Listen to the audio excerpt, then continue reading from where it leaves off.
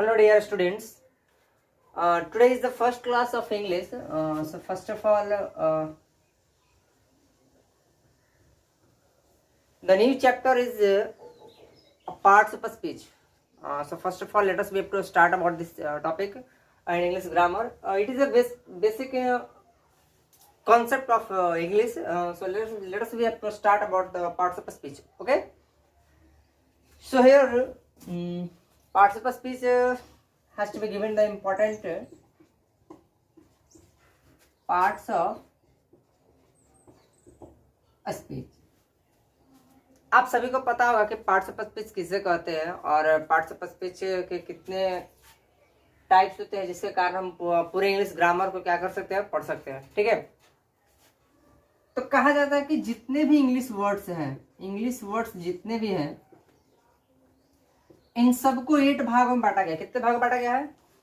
8 भागों में बांटा गया है. और ये जब 8 भागों में बांटा गया है तो इसके कामों के अनुसार हम बांटते हैं. जैसे सपोज दैट का डिफिनेशन लिख लेते हैं कि all the English words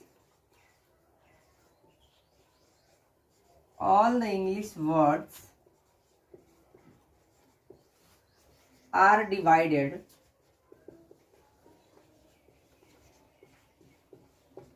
into 8 groups.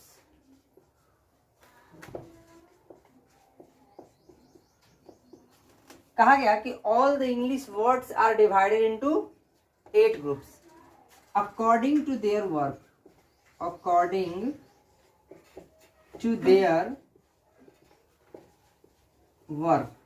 मतलब उनके कामों के अनुसार. they do in a sentence.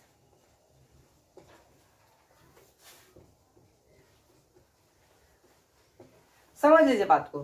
कहा गया कि जितने भी इंग्लिश वर्ड्स हैं, आप सभी लोग इंग्लिश का स्टेटमेंट्स, इंग्लिश का वर्ड्स, इंग्लिश का बुक्स, जो भी इंग्लिश का मैगजीन, इंग्लिश का न्यूज़पेपर जो भी पढ़े होंगे, उन सब में most important parts of speech. और एक बात याद रखिए, अगर पार्ट्स ऑफ स्पीच वीक है तो आप इंग्लिश नहीं सीख सकते हैं, क्योंकि एक बेसिक कॉन्सेप्ट के लिए पार्ट्स ऑफ स्पीच का जानना बहुत इंपॉर्टेंट है. ठीक है. So let us start all the English words. जितने भी इंग्लिश शब्द हैं divided into 8 groups according to their work. उनके कामों के अनुसार. ठीक है. जो भी दिक्कत है हमसे पूछिएगा. ठीक है. जैसे सपोज कोई एग्जांपल लेते हैं कि Mohan Yeats a mango slowly. Here one sentence had to be written on the board. So let us find parts of a speech. So first of all, Mohan is noun. Why? Because it is the name of person, right? It's the subject. Mohan works. क्या काम कर रहा है? खाने का काम कर रहा है, यानी दैट इज verb. ये हमारा नाउन है मैंगो, और इस नाउन को क्वालिफाई कर रहा है, यानी इसको हम आर्टिकल भी बोल सकते हैं और एडजेक्टिव भी बोलते हैं. तो हियर एडजेक्टिव ग्रुप में काम कर रहा है. एंड स्लोली मतलब जो खाने का काम कर रहा है वो कैसे काम कर रहा है? धीरे धीरे, and that is called adverb.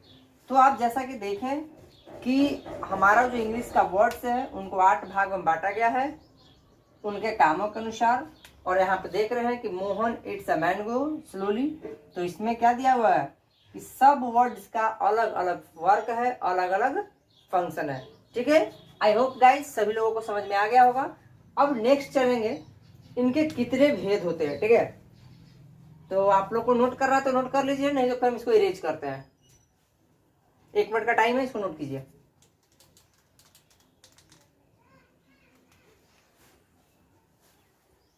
So next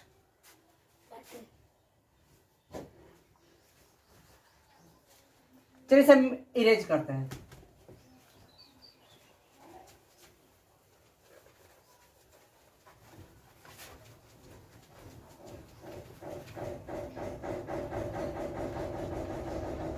अब कहा गया कि 8 भाग में बांटा गया है, तो फर्स्ट हो गया नाउन,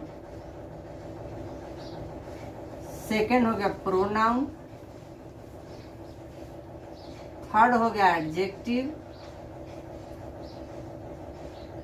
फोर्थ हो गया वर्ब, फिफ्थ हो गया एडवर्ब, सिक्स्थ हो गया प्रीपोजिशन, सेवेंथ हो गया कंजक्शन, और एट लास्ट हो गया इंटरजेक्शन। तो अब यही पार्ट्स ऑफ स्पीच पूरे इंग्लिश ग्रामर में हमको सीखना है।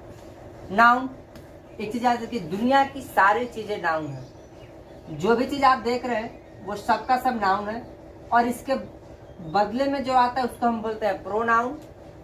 ठीक है। अब देखिए, नाउन और प्रोनाउन का जो विशेषता बतलाएगा उसको क्या बोलेंगे? एडजेक्टिव। ठीक है।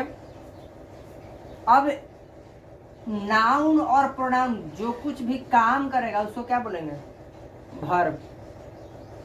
अब वर्ब की जो विशेषता बतलाएगा उसको क्या बोलेंगे? एडवर्ब। अब नाउन और प्रोनाउन के पोजीशन के बारे में बताएगा उसको क्या बोलेंगे? प्रीपोजिशन। नाउन और प्रोनाउन को जोड़ने का काम करेगा उसको बोलेंगे कंजंक्शन।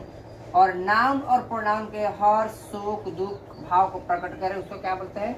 इंटरजेक्शन। यानी एक ओवरव्यू जान गए कि हमारा जो पार्ट्स ऑफ स्पीच है वो किसे कहते हैं, और पार्ट्स ऑफ स्पीच में जो 8 भाग हम उसको डिवाइड किए हैं उन सब का क्या रोल है।